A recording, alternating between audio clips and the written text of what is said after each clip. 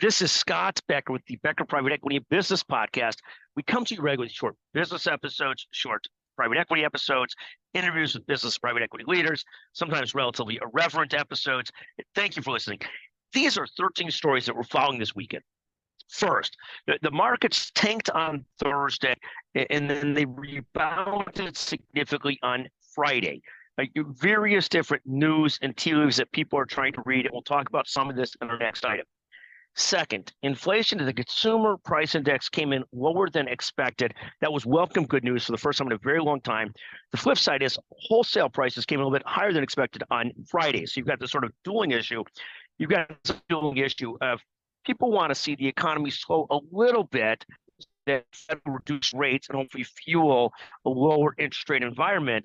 At the same time, I think there was some concern on Thursday that the slowing of the economy might be very significant and might lead to serious recession and those sorts of challenges. And again, as we talk about regularly, if you're doing $2 trillion in deficit financing a year as a U.S. government, it's hard to see a rate of growth we have, but we still don't want to see this slowdown, which can cause a horrible reckoning. Third, there's a great piece in Bloomberg on Friday about private equity funds delaying the reckoning on asset valuations and put a can down the road. And at some point, that's going to catch up to both private equity funds and to investors. This resonates as people see sort of slower and slower distributions, particularly in funds that were minted 2019 to 2023, where many people expect they'd already be starting to get money out and not happening yet. So that's a great article in Bloomberg about is private equity kicking the can down the road? We'll have a separate podcast on some of the anxieties being faced in private equity. Fourth, I'm thrilled to get to moderate a healthcare panel hosted by JPMorgan Chase, July 24th in the greater Chicago area. That's at 5:30 on July 24th. If you want to join that, you could join free of charge. It's at a restaurant called Wildfire in Glenview, Illinois. Text Scott Becker 773-766-5322 and love to have you join. Just let me know, send me an email address, and we'll get you registered. Fifth, Tesla took it on the chin Thursday, 8.5%, recovered some on Friday. We've done a separate podcast on Tesla, Rivian, and Lucid Motors, the good, the bad, and the ugly. Lucid's up about 25% on Friday, basically based on the investment and continued investment by the Saudis, and the Saudis being able to rescue essentially and make Lucid work. Lucid's only selling about 10,000 vehicles a year.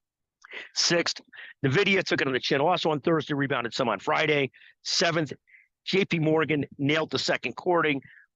Its earnings grew 25% to $18 billion for the quarter. That's phenomenal money. That's an incredible amount of money, $18 billion in profits. Now, some of that was a one-time accounting change, so that's not necessarily going to be sustainable, but still incredible profits, and generally big earnings as well.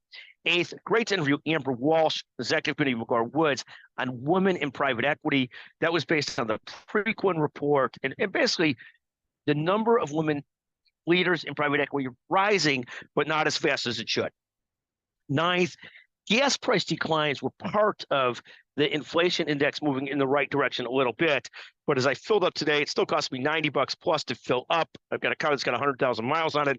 I'll probably still be sticking with a gas vehicle, but it is no fun when you talk about gas prices going down and still costing $90 to fill up the car. 10th, big tech took it on the chin on Thursday, rebounded Friday. We'll see what next week looks like in terms of big tech. 11th, bank stocks, as reported JPMorgan, generally still knocking it out of the park. 12th, a couple quick conference notes. Caitlin Clark, University of Iowa phenom, and in a race for Rookie of the Year in the WNBA with Tara Reese, Angel Reese is speaking at the Becker's ASC conference in October. We also have President Bush and Jenna Bush speaking at the Becker's Healthcare CFO plus CEO Roundtable in November. That event sold out. I'm also with the third quick note, just absolutely thrilled to see the Becker's Healthcare podcast and Becker Private Equity and Business podcast having essentially record downloads this month of July 2024. Finally, 13, we've got a separate podcast, the healthcare deal areas. Just a quick tease on that.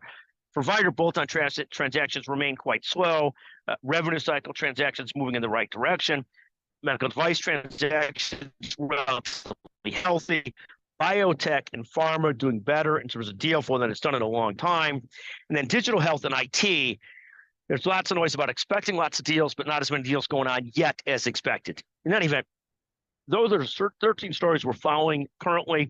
If you're interested in joining us at the JPMorgan Fireside Chat, where I'll be moderating with three great leaders from JPMorgan, please text Scott Becker 773-76532.